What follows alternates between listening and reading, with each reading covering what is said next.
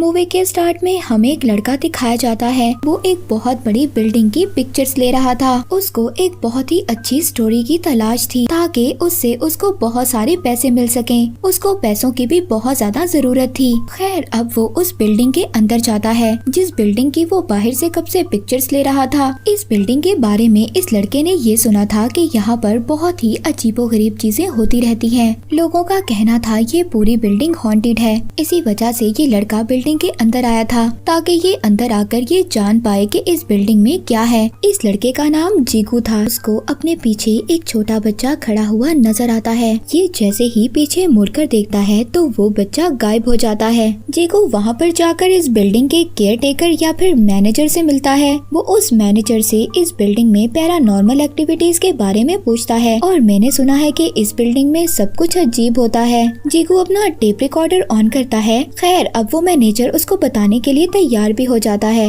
वो मैनेजर बताता है कि ये जो बिल्डिंग तुम देख रहे हो ना, ये पहले एक ऑर्फन हाउस था और यहाँ पर बहुत सारे बच्चे रहा करते थे। और फिर अचानक एक दिन इस बिल्डिंग में आग लग गई। यहाँ पर जितने भी बच्चे थे सब इस बिल्डिंग में जलकर मर गए। कहता है कि मैं तुम्हें इस बिल्डिंग में होने वाले इंसिडेंट के बारे में बताता हूँ, तो सुनो। मैं तुम्हें स्टोरी सुनाता हूँ एक राइटर की। उस राइटर ने इसी बिल्डिंग में एक रूम रेंट पर लिया था। उस राइटर को अपनी लाइफ में बहुत ज्यादा सुकून चाहिए था ताकि वो भी तुम्हारी तरह एक अच्छी स्टोरी ढूंढे और उसको लिख सके, क्योंकि उसके घर में उसका एक छोटा बच्चा था जो उसको डिस्टर्ब करता रहता था। खैर अब वो अपनी कहानी पर फोकस कर रहा था और उसको राइट कर रहा था। तभी अचानक से उसको ये फील होता है कि नीचे वाले फ्लोर पर कुछ बच्चे खेल रहे हैं। अब इन सब चीजों के बारे में वो राइटर यहाँ के डीलर को बताता है, मगर डीलर तो ये जानता था कि नीचे वाले फ्लोर पर कोई भी नहीं रहता और वो ये भी जानता था कि ये जगह हॉन्टेड है। मगर पैसों की वजह से वो डीलर उस राइटर को कुछ भी नहीं बता रहा था। किसी न किसी तरह ये रूम उस डीलर ने इस राइटर को रेंट पर देना था। पैसों के लिए लोग क्या कुछ नहीं करते। उस राइटर को तो नहीं पता था कि ये बिल्डिंग हॉन्टेड है। इसके बाद रात को राइटर अपने रूम में अकेला था। वो राइटर पानी पीने के लिए किचन में जाता है। जब वो वापस आकर देखता है तो उसका लैपटॉप गायब था। राइटर जब पीछे मुड़कर देखता है तो उसको एक बच्चे की हंसी की आवाज आती है, हा हा हा, और फिर फौरन से दरवाजा खुल जाता है। तभी उसका लैपटॉप अचानक से नीचे आकर गिरता है और एक बच्चा हाथों के बल भागता हुआ उसको नजर आता है। मगर जब राइटर जल्दी से पास जाकर देखता है तो उसको कुछ भी नहीं मिलता। अब राइटर नीचे वाले फ्लोर पर जाने का डिसाइड करता है जहाँ से उसको बच्चों की आवाज आ रही थी। राइटर जब नीचे जाकर देखता है तो वहाँ पर बहुत सारे बच्चों के शूज पड़े हुए थे। राइटर गुस्से में सभी शूज को एक पैकेट में डालकर गार्बेज में फेंक देता है। तभी उसी रात उस राइटर का दरवाजा नॉक होता है। राइटर जब दरवाजा खोलता है तो बाहर वो देखता है जिन जूतों को उसने कूड़े में फेंक दिया था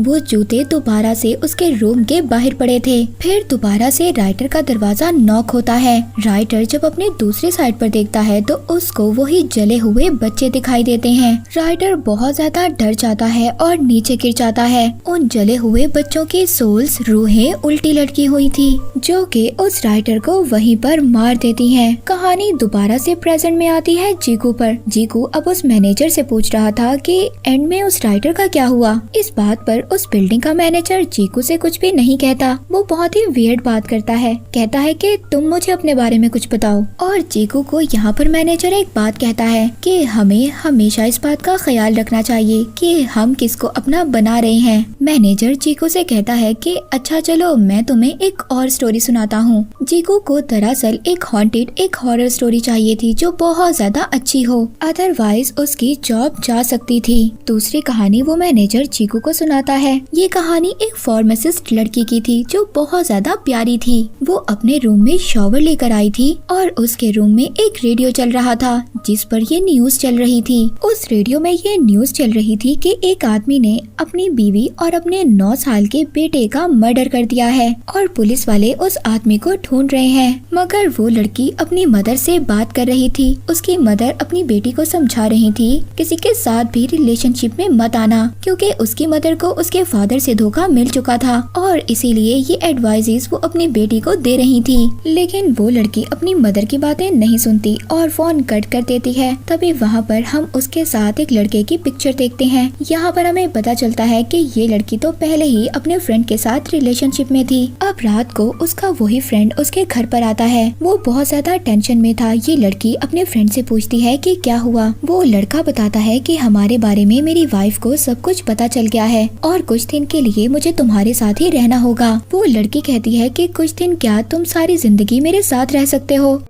अब नेक्स्ट डे जब वो लड़की अपने काम पर जा रही थी तभी तो पुलिस वाले उसके पास आते हैं। तो पुलिस वाले इस लड़की को इसी के फ्रेंड की पिक्चर दिखा कर ये पूछ रहे थे कि क्या तुम इस लड़के को जानती हो, इसने अपनी वाइफ और अपने बेटे का मर्डर कर दिया है। ये सुनकर ये लड़की जल्दी से अपने घर जाती है और अपने फ्रेंड को आवाज देने लगती है। और यहाँ पर हमें ये भी पता चलता है जो न्यूज स्टार्टिंग में रेडियो पर चल रही थी वो इसी के फ्रेंड की चल रही थी। अब जब ये लड़की अपने घर के अंदर आती है तो यहाँ पर इसका फ्रेंड शॉवर ले रहा था। ये लड़की कहती है कि पुलिस को सब कुछ पता चल गया है, हमें जल्दी यहाँ से निकलना होगा वरना पुलिस तुम्हें पकड़ लेगी। वो उसका फ्रेंड बार बार यही कह रहा था कि किसी को कुछ भी मत बताना। और तभी यहाँ पर उस लड़की के दरवाजे पर कोई नॉक करता है। जब वो देखती है तो बहुत ज्यादा हैरान हो जाती है। उसके रूम के बाहर उसका फ्रेंड था। वो ये देखकर बहुत ज्यादा डर जाती है कि अगर उसका फ्रेंड बाहर है तो अंदर शॉवर कौन ले रहा है। अब वो लड़की अपने रियल फ्रेंड को घर के अंदर बुलाती है और उसको इशारा कर कर वॉशरूम की तरफ दिखाती है कि अगर तुम यहाँ पर हो तो अंदर कौन है।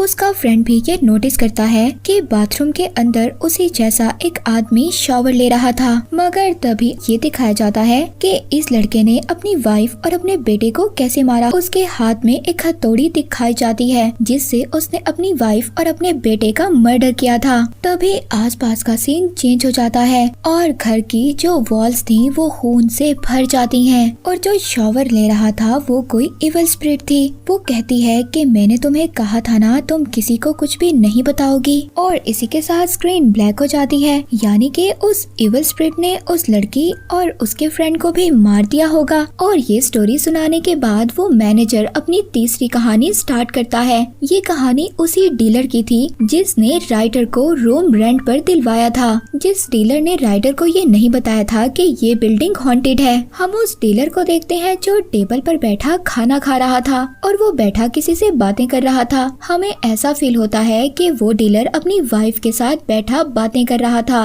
मगर जैसे ही हम उस इंसान को देखते हैं जिसके साथ डीलर बैठा बातें कर रहा था, वो इंसान उसकी वाइफ नहीं थी बल्कि एक डॉल थी। वो सिर्फ एक डॉल थी जिसको डीलर अपनी वाइफ की तरह रख रहा था। नेक्स्ट डे डीलर फोन पर बात कर रहा था तभी वहाँ पर हम एक रैप हुई डेड बॉडी देखते हैं। ये डेड बॉडी उसी डीलर की वाइफ की थी। इस डीलर ने अपनी वाइफ की डेड बॉडी को प्लास्टिक में रैप कर कर रखा हुआ था। इस डीलर ने अपनी वाइफ को ही मार दिया था। ये डीलर या तो मेंटली डिस्टर्ब था या इसके साथ कुछ और था। वो एक डॉल को अपनी वाइफ की तरह रखने लगा था। अब उस डीलर को ये लगता है कि शायद उसके सिंक से पानी बाहर आ रहा है जो बहुत ज्यादा गंदा था। तभी वो डीलर जब पीछे मुड़ता है तो देखता है उसकी वाइफ की डेड बॉडी गायब थी। और जब वो सिंक में देखता है तो उस लाश का हाथ सिंक से बाहर निकलता है। वो नल को बंद कर देता है, यानी कि टैप को ऑफ कर देता है। और ये देखकर उस डीलर की हालत बहुत ज्यादा खराब हो जाती है।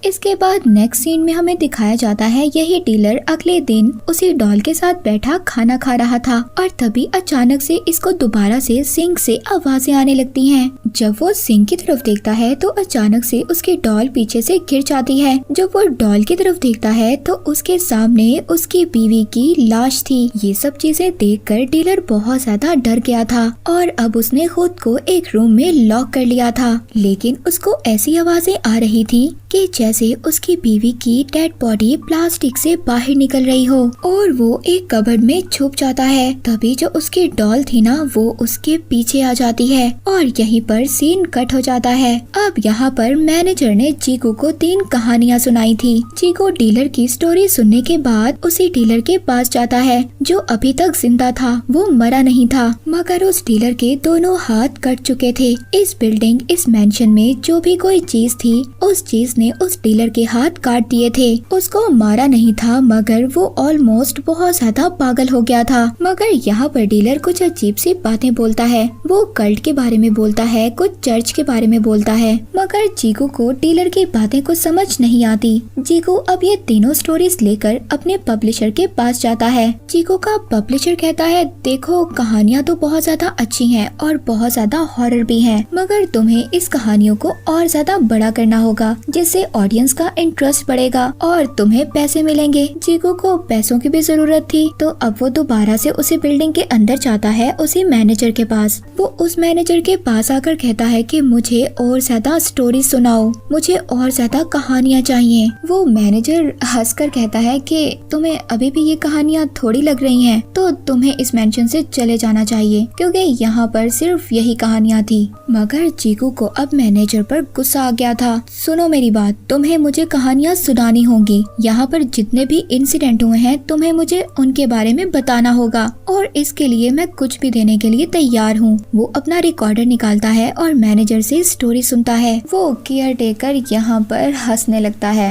और कहता है, सोच लो। अब यहाँ पर मैनेजर जीगू को स्टोरी नंबर 4 सुनाता है। जैसे जीगू ने पहले 3 कहानियाँ रिकॉर्ड की थी, ऐसे ही जीगू अब ये चौथी कहानी रिकॉर्ड कर रहा था। ये कहानी एक लड़के की थी जो अपने दोस्त के पास इसी बिल्डिंग में रहने आया था। वो लड़का पढ़ने के लिए अब्रॉड गया था, मगर किसी वजह से वो फेल हो गया। उसके बाद वो वापस आ गया और अपने दोस्त के पास रहने लगा।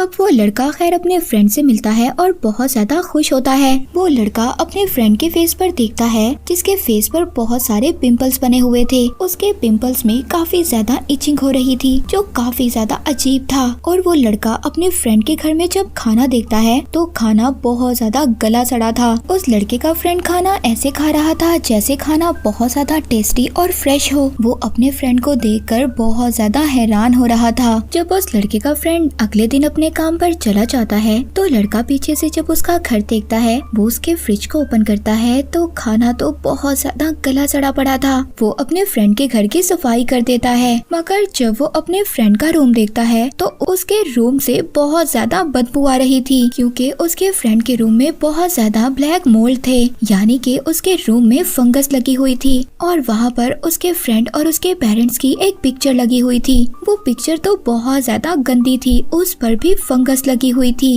अब वो अपने दोस्त के रूम को भी साफ कर देता है। उसका दोस्त जब वापस घर आता है तो वो देखकर शॉक्ड हो जाता है। वो अपने ही फ्रेंड को मारने लगता है कि तुमने मेरे घर को साफ करने की कोशिश कैसे की और तुमने मेरे पेरेंट्स को कैसे हाथ लगाया। अब इस लड़के को इस घर में बहुत ज्यादा सब कुछ अजीब लग रहा था। वो डर गया था। उसका ये मानना था कि जिस घर में ब्लैक निशान होते हैं वहाँ पर इविल स्पिरिट्स होती हैं। वो अपना सामान पैक करता है और यहाँ से जाने की तैयारी करता है। तभी उसको वहाँ पर स्मेल आने लगती है। जो रूम अभी कुछ टाइम पहले उसने साफ किया था वो बिल्कुल पहले जैसा हो गया था और वो जो फंगस और ब्लैक निशान थे वो इसी पेंटिंग से निकल रहे थे। तभी वहाँ पर उस लड़के का फ्रेंड आता है। उसका फेस अजीब सा हो गया था। उस लड़के का दोस्त जब अपने फेस से हाथ हटाता है तो उसके फेस पर फंगस लग चुकी थी और अब ये बात क्लियर हो गई थी। उस लड़के का दोस्त जिंदा नहीं था, वो मर चुका था। और तभी जब ये लड़का डरता हुआ पीछे को जाता है तो उसी पेंटिंग से ब्लैक कलर के हाथ बाहर आते हैं और इस लड़के को उस पेंटिंग के अंदर ले जाते हैं। तभी उसी रूम का डोर खुद ही बंद हो जाता है और क्लियर बात ये थी कि वो लड़का भी इसी बिल्डिंग में मारा गया था। दोबारा से स्टोरी प्रेजेंट में आती है जीगू पर। जीगू उस मैनेजर से पूछता है क्या ये पूरी बिल्डिंग किसी कल्ट ने बनाई थी। अब वो मैनेजर जीगू को यहाँ पर एक रूम की चाबी दे देता है। अगर तुम्हें सच जानना है ना तो खुद ही जाकर जान लो। और मैनेजर ने जीगू को जिस रूम की चाबी दी थी वो रूम नंबर था 1504। वो रूम इस बिल्डिंग के बिल्कुल लास्ट में था। जीगू जैसे ही उस रूम में जाता है वहाँ पर उसको एक टेप मिलती है जिसको वो ऑन करता है। वो टेप किसी और का नहीं बल्कि उसी मैनेजर का था। इसके बाद हमें एक और सीन दिखाया जाता है जीगू के फ्रेंड का, जो जीगू के बारे में बैठी सोच रही थी क्योंकि जीगू का बर्थडे था और जीगू ने अपनी इस इन्वेस्टिगेशन की वजह से अपना बर्थडे भी मिस कर दिया था। एक दिन उसके फ्रेंड की नजर उसी रिकॉर्डर पर पड़ जाती है, यानी कि उसी पहली 3 स्टोरीज की रिकॉर्डिंग पर जो जीगू ने की थी मैनेजर के बताते हुए। यहाँ पर शॉकिंग बात ये थी, जब जीगू की फ्रेंड ये टेप सुनती है तो उसमें तो सिर्फ जीगू की आवाज थी और तो किसी की आवाज थी ही नहीं। देखी, जीकू जिस आदमी का इंटरव्यू ले रहा था उस आदमी की तो आवाज ही नहीं थी और तभी वो समझ जाती है कि जीकू की जान खतरे में है और वो फौरन से उस बिल्डिंग की तरफ निकल जाती है। दूसरी तरफ जीकू को दिखाया जाता है, उसने जो टेप उठाई थी उसमें से अचानक से आवाज आती है, सुनो जीकू, अगर तुम सुन रहे हो तो तुम सच्चाई जानना चाहते हो और ये कहानी मैं तुम्हें खुद बताऊंगा। यानी कि ये आखिरी कहानी, 5th कहानी उसी मैनेजर की है। वो मैनेजर जीकू को कहानी सुनाता है कि जब मैं इस बिल्डिंग में पहली मर्तबा आया था तो तुम्हारी तरह ही था, मगर फर्क ये है कि तुम यहाँ पर अपने लिए स्टोरीज ढूंढने आए हो और मैं यहाँ पर चोरी करने आया था अपने फ्रेंड के साथ। और इसके बाद हमें मैनेजर वाली कहानी दिखाई जाती है। हम मैनेजर और उसके फ्रेंड को देखते हैं जो कार में बैठे बात कर रहे थे। यहाँ पर हमें पता चलता है कि ये बिल्डिंग किसी ऐसे ने बनाई थी जो डेमंस की पूजा किया करते थे और उन्हीं लोगों के ढेर सारे पैसे इसी बिल्डिंग के एक रूम में थे। अब मैनेजर और उसके दोस्त को पैसों की इसलिए जरूरत थी क्योंकि मैनेजर के फ्रेंड की मदर हॉस्पिटल में एडमिट थी और मैनेजर के फ्रेंड को अपनी मदर के इलाज के लिए पैसे चाहिए थे। इस वजह से वो इस बिल्डिंग में चोरी करने आए थे और अब वो उसी रूम में जाते हैं 1504 में, जिसकी चाबियां मैनेजर ने जीकू को दी थी। वहाँ पर इनको कल्ट के लीडर की लाश मिलती है। तभी वहाँ पर मैनेजर का फ्रेंड वहाँ पर जो पड़ी हुई कबर्ड थी उसमें से बाल निकलते हुए बाहर देखता है। जैसे ही वो पास जाकर देखता है तो वो बाल गायब हो जाते हैं, मगर इस बात पर वो मैनेजर यकीन नहीं करता। वहाँ पर जो लाश थी ना उस कल्ट के लीडर की, उस लीडर की लाश के पाँव में कुछ घुंघरूओं को बांधा हुआ था और वहीं पर एक कपड़ा भी पड़ा हुआ था। यहाँ पर मैनेजर अजीब सी बात करता है, तुम्हें पता है कि इस लाश को दोबारा भी जिंदा किया जा सकता है और इसीलिए तो इस लाश को ऐसे चेनों से बांध कर रखा हुआ है। मैनेजर का फ्रेंड उससे कह रहा था, सुनो मेरी बात, ये जगह मुझे सही नहीं लग रही, हमें जल्द से जल्द यहाँ से चले जाना चाहिए। और तभी वहाँ पर मैनेजर को उस लाश के मुंह से एक चाबी मिलती है जो कि उसी अलमारी की थी जिस कबर्ड के पास उसके फ्रेंड ने कुछ बाल देखे थे। मैनेजर अब उस कबर्ड को खोल देता है। वहाँ पर मैनेजर को बहुत सारे पैसे मिलते हैं। मैनेजर पैसे देखकर बहुत ज्यादा खुश होता है और कहता है, देखो हम अमीर हो गए। मगर तभी मैनेजर के फ्रेंड को पीछे से छन छन की आवाज सुनाई देती है। जब वो पीछे मुड़कर देखता है तो पीछे तो कोई भी नहीं था। वो दोबारा से जब पीछे देखता है तो उसके मुंह के पास वही लाश थी। इन दोनों ने उस लाश को जिंदा कर दिया था। मैनेजर का दोस्त उस लाश को देखकर भागकर उस बिल्डिंग से बाहर आ जाता है। वो जैसे ही अपनी गाड़ी को स्टार्ट करने वाला था तभी मैनेजर भी आकर गाड़ी में बैठ जाता है। उसका फ्रेंड मैनेजर से कहता है, तुम थे कहाँ पर, देखो मैं पैसे ले आया हूँ। तभी वहाँ पर मैनेजर कहता है, तुम क्या उस चीज को देखना चाहते हो जो तुम छोड़ आए हो। और तभी मैनेजर के दोस्त की नजर उसके पाँव पर पड़ती है जो मैनेजर के नहीं बल्कि उसी लाश के पाँव थे, क्योंकि उस पाँव पर घुंघरू बंधे हुए थे। जैसे ही वो ऊपर देखता है तो वो मैनेजर नहीं बल्कि वही लाश थी।